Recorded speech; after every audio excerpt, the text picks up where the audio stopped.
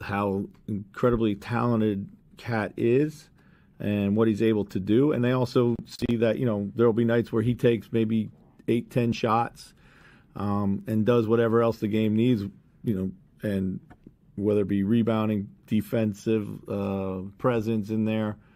And he's, really responding well to his teammates. And he's a guy that, like all of us, we need the confidence of our teammates to be our best version of ourselves. So, they know he's the guy, and he can take us to these types of performances when we need him most. Okay, so last night I'm wandering around, just doing some stuff around the house. Just we have some. The last 6 weeks have just been like flooding in the basement, nightmares, crap. And I had the game on in the background. I'm like kind of moving stuff back in the basement. I hear Dave Benz, Cat threw one in or something. 50 points for Karl-Anthony Towns, and I was like, what? And then I looked at the clock. It's like third quarter still. What is happening? Franchise record. It's the first time anyone this season has scored 60 points in a game. And according to StatMuse, Karl-Anthony Towns joins Shaq and Wilt Chamberlain as the only centers in NBA history with a 60-15 game. I mean, let's do it. Ridiculous. Let's do it. You got it? You got it? I got it. It's going. Get the flag. There it is. There's the flag.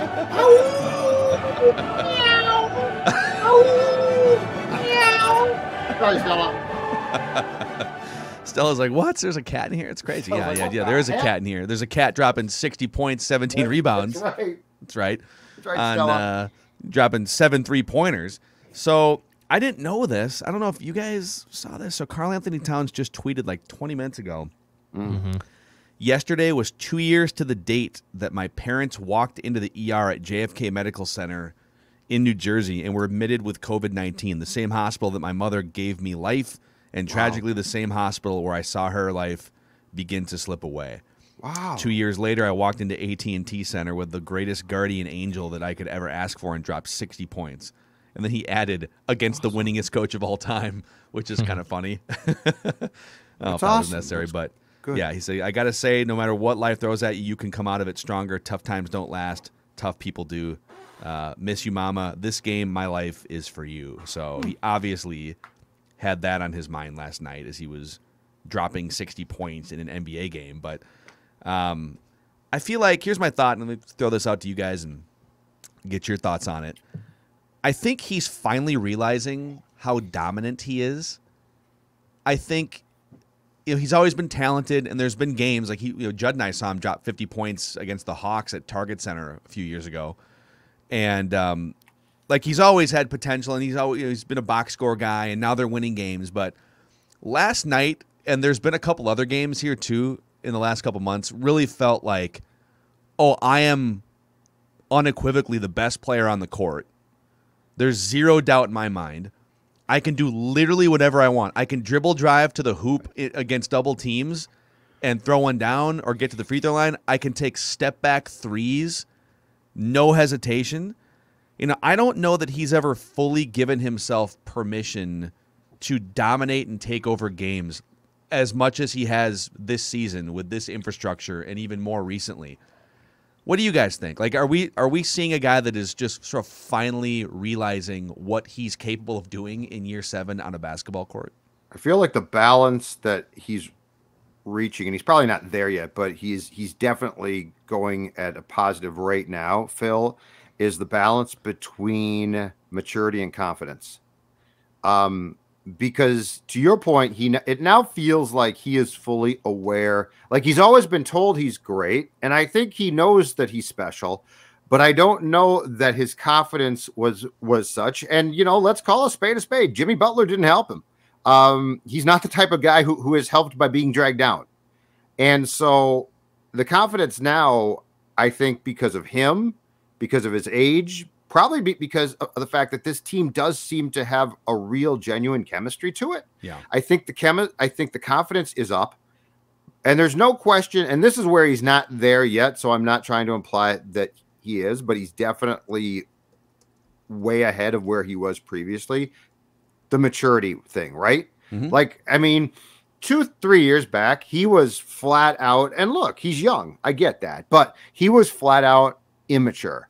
There are still instances where that becomes an issue, but it's not nearly as often, right? Mm-hmm. And it doesn't feel like there's the constant pouting and the constant whining. I'm not trying to excuse it, because I still do see it at times. He did it last night a little bit. Yeah, exactly. But I do think those two things, the confidence is huge. And look, this is where, and I don't care if he's an all-star or not, but the elimination of two guys, I think, really has helped him. One, Butler didn't work. Butler mocked him. Butler, that was, you can say Cat should have been tougher, and you might be right, but he wasn't. And so, like, he's not the type of guy who's going to be helped by being mocked. It just doesn't work for him. The other guy, Wiggins. Wiggins sort of gave Cat an excuse for the woe is me Wolves, right? Woe is us. Man, things are tough.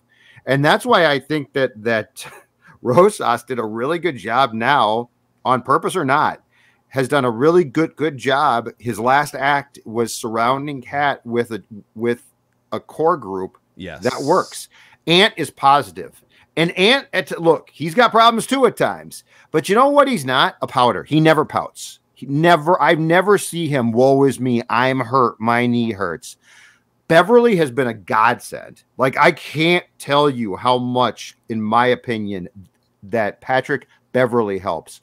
So I think it's a combination of things that are getting Cat to a place where there is no question he is now delivering far more consistently on being a superstar than we've ever seen from Karl-Anthony Towns before. Yeah, I think, to your point there, this has become the perfect situation for him. It's just it's the exact opposite of what it was a few years ago with Tom Thibodeau, Jimmy Butler. Yep. It's a coach who empowers him and respects him. There's a mutual love and respect there between Chris Finch and Karl-Anthony Towns. And by the way, quick side street, we always live in fear with these Minnesota sports teams and the Timberwolves, especially, like, oh, if you fire Ryan Saunders, oh, Karl-Anthony Towns is close with Ryan Saunders, and so you gotta be careful, despite the fact that, like, the Wolves are getting smoked every night with Ryan Saunders as the head coach.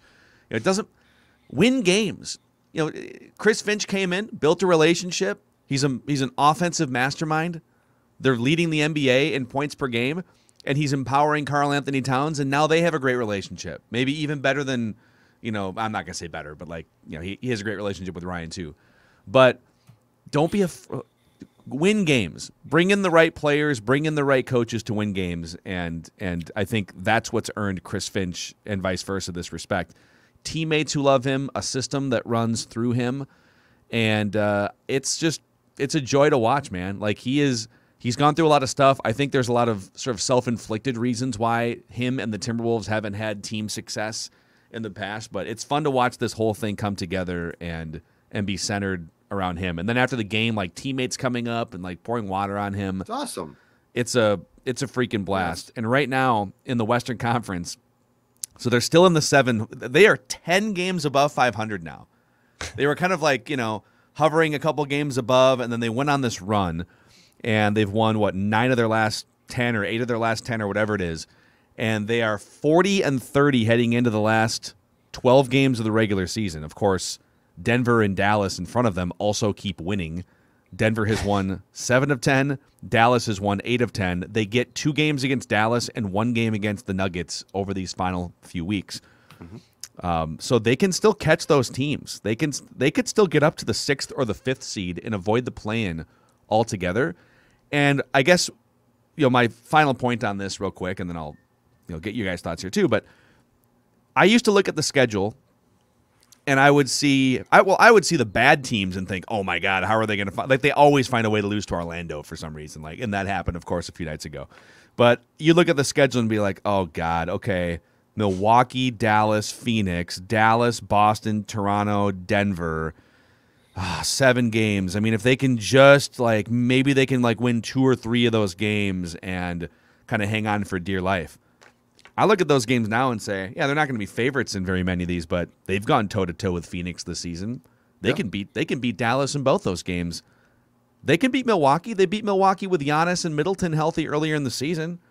Like, they can beat Denver. I don't think they're going to run the table, but I'm not sitting here like praying that they can only win 2 games anymore. Like, they can go toe-to-toe with all of these teams.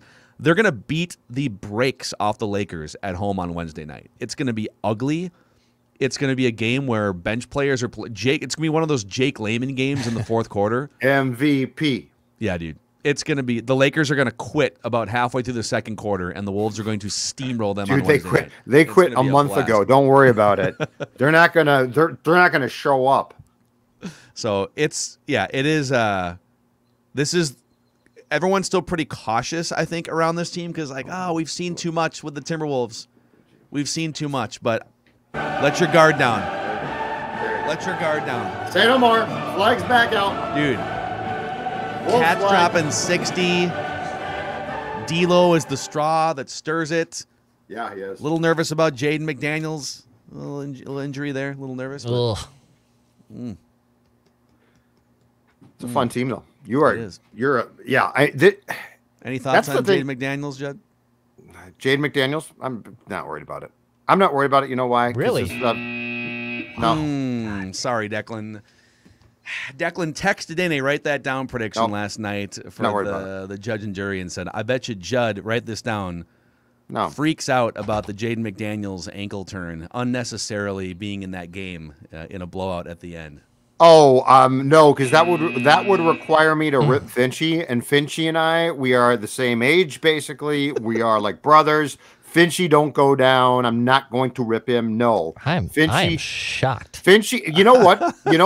Finchy deserves shocked. Finchy deserves votes for Coach of the Year. That's hilarious. Declan, you basically projected onto me your outrage because Jaden McDaniels is your guy. Yeah, he is my because dude. I'm not worried about it. No, Judd, no. You have been complaining about John Merrill playing significant minutes with the Wild. I thought this would set you off. No, John Merrill's struggling. Oh, no. Jaden tangent. No. John Merrill, I don't like him playing as much as he has to play because he's struggling. Look, Finchy, as far as I'm concerned, gets votes. Coach of the Year. Gerson Rosas, as far as I'm concerned, gets votes. NBA Executive of the Year. These guys have done a good job. I'm celebrating. Updating the batting averages here, Deck. Sorry, bud. Thank you. I'm celebrating the Timberwolves. You're down to 450. Allow me to celebrate. Allow me to celebrate the Minnesota Timberwolves for the first time as we push for the playoffs. And eventually, think about that. Pushing for the playoffs. We're pushing for the playoffs. You know what we really need? Hold on, I gotta find it. Bring me the flag back. Thank you. There we go. Look at how easily it flies now. Smoking teams. You know, let me tell you right now, tickets will go on sale at some point soon, I'm sure, for a postseason run. And let me tell you too, I hope that you vote eventually for the new arena that we need so badly to house a state-of-the-art palace to house this basketball team. Hey, you know who's not suffering from performance problems? The Minnesota Timberwolves. But if you are, Valley Park Medical Clinic is dedicated to providing breakthrough ED remedies to men in the greater Twin Cities area. Their approach is medical. You will meet with a medical provider who will review your medical history, examine you, and supervise your treatments. The treatments are surgery-free, drug-free, and non-invasive. Valley Park Medical Clinic. The team is highly trained. That makes me feel better than if it was like they're moderately trained, but trust them. They went to a lot of night school. These guys were going to night school. No, they are highly trained, and they'll work with you in a discreet manner and make you feel at home. ValleyParkMedicalClinic.com. Because everybody needs help at some point in time. That's right. Like the Wolves did too, right? The Wolves got some Chris Finch treatment, man. Here are the scores of the Timberwolves' last 10 games. 127 points, 129, 138, 135, 124, 132. The loss to Orlando, 110. 113 in a grind game against Miami, and then 149 against San Antonio last night. It's ridiculous. You have to score 130 to have a chance to beat this team right now. Beating the brakes off teams. It's fun. What do you guys think of Mark Lowry's style as a part owner here? He travels to all these games. Like he's in San Antonio, he's in Miami, he's just bouncing around. that's when you're worth $1 billion, you just puddle jump with jets. It's great. But he's kind of like, he's kind of got the Mark Cuban thing where he sits right by the bench and he's cheering and high-fiving. He's not complaining to officials yet because I don't think he, like, self-admittedly, he does not know that much about basketball yet. He's been learning this season. Yeah. But he's like, he was holding up a pair of sneakers behind the bench and high-fiving Karl-Anthony Towns. Like, do you like that Mark Lowry is going to potentially be a Mark Cuban-like presence? Or would you rather have the low-key, Glenn Taylor in a sweater? No, I like this a lot. No, it's great. This will be way more fun. That's a league that really, really, I think, embraces that style. No, I am. And look, the thing it's too is, and that, when Dukes told us that he asked Glenn, 2 weeks ago now? So is the sale on track? And Glenn basically gave a non-answer. I was like, no, don't do that, because I am looking forward to, this feels like we are just starting to emerge from the muck of Wolves basketball. Yeah. I want this guy. If he wants to sit courtside behind the bench, I don't give a damn. On the bench, I don't care. I think that seeing an updated Wolves 2.0 with an enthusiastic young guy who owns the team and probably has opinions, great fun. I am all in on, to me, this is just the start. Yeah. Not like, oh, this is great. This is fun. But Phil, you more than most know the absolute crap that we have watched for how long. It's not supposed to be this way. I count, by the way, that season 4 years ago or whenever it was, 3 years ago, the year where they the game 82 and they beat the Nuggets and they went to the playoffs. Yeah. I count that among the crap because that was not an enjoyable season. Yeah, there was turmoil. Yeah. You knew that there was tension among the players. You knew that it wasn't sustainable, that something had to give. Jimmy Butler and Cat didn't like each other. It was kind of fun watching them win games, but it wasn't. Deep down, you knew that this isn't a long-term thing. So I almost count that among the 17 years of crap. It was a mirage. When's the last time that you felt as a big-time Wolves fan that the franchise itself was in a good place? Well, probably when they were in Game 6 of the Western Conference Finals. I think I felt like it was in a good spot. Mm-hmm. That's not true, because I felt like it was in a good spot about 10 years ago when they were, it's funny because they were still below 500 even at their best with Rubio and Pekovic and Kevin Love, when Kevin Love was putting up just ridiculous numbers every season. Sure. Their best season was 40 and 42. And I think the year that they finished just below 500, they missed the playoffs by a handful of games, and they had a positive point differential, and their expected win-loss record was 49 or 50 wins. But they just kept losing games at the end and blowing 20-point leads. Yes. It's classic Timberwolves. And the other thing I was thinking about watching, I know you guys got to get to Doogie here, so just one more thought on this, and we can talk plenty more Wolves. But the San Antonio Spurs are, I think, a great example of just how the tides change in sports. That they've missed the playoffs now for the third consecutive year, barring a miracle at the end of the season. They were this dynasty. They lose some Hall of Fame players, and their coach is aging out, and now they're going to kind of go into this little reset. Well, I don't think they're going to be garbage for 10 years, but things ebb and flow, and at some point, the Timberwolves will be back to 10 years of playoff contention and relevance, and I feel like we're entering that again here. They were in the playoffs for 8 or 9 straight years with Kevin Garnett, and they didn't make as much noise as you would have hoped, but it has seemed bleak for almost 2 decades, but it feels like they are now entering a period where they're going to be playoff contenders, and they're going to potentially make some noise, and the question will then shift to how much damage can they do. The mic. The mic just popped out. Amazing. That's hilarious. So, yeah, just drinking Wolves Kool-Aid over here. Just watching Cat drop 60 points.